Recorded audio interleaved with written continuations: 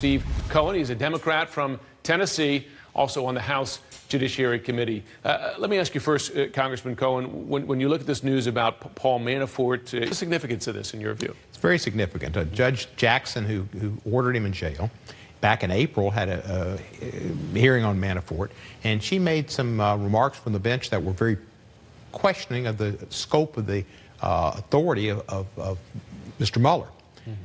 Very balanced and fair. And I think for her to take the extraordinary position and order to put him in jail prior to his trial says there was a lot of evidence to make her make that decision.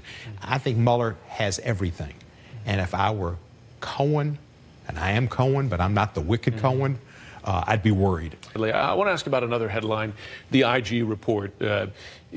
Looking at the FBI investigation of Hillary Clinton's emails during the campaign, the president, of course, is claiming vindication here, even though this report had nothing to do with the investigation, the Russia investigation, Robert Mueller, but he's kind of tying them together. But we had Lindsey Graham on the air just a couple of hours ago. Listen if you can. Here's what I think most people will take from this, particularly the Republicans, to be honest with you, that the institutions investigating President Trump took a real blow here. The people that were showing bias against the president also were part of the initial Russian investigation. But you'll be kidding yourself if you think this doesn't do a lot of damage to the institutions that are now looking at the president. This gives a face to many of what the deep state looks like.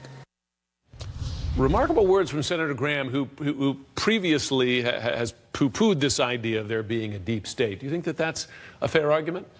No, I don't. I do think that it might hurt the FBI some, even though the FBI has not been seen through this report as most have done wrong.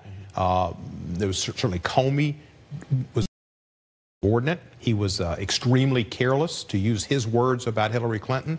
Ironically, he was the one that was extremely careless. But the FBI is an honorable institution, has a lot of really fine men and women working for it. And if people get that, it's because the president is trying to put it out because he wants to say that everybody in any institution that's working on this Mueller investigation that has got, it's an iceberg. There's so much that we don't know. There's enough we know to make us see that there's suspicion, there's smoke, there's fire. There is a raging fire going on, and Mueller knows it all, and Trump knows it all, and Trump is trying to poison the jury pool. Do you think the criticism that it laid on Comey for his handling of the Clinton investigation, do you think that that is fair?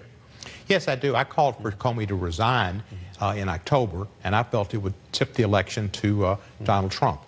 When you mentioned Anthony Weiner and laptop, I mean, that's a pretty horrific picture, and then Hillary Clinton, it made a lot of people who were Hillary supporters go, oh, maybe there's something there, they're investigating. I felt like that was the clincher. The fact is, you know, the president, where he says this report vindicates him, this report had nothing to do with the Mueller investigation. It didn't vindicate him.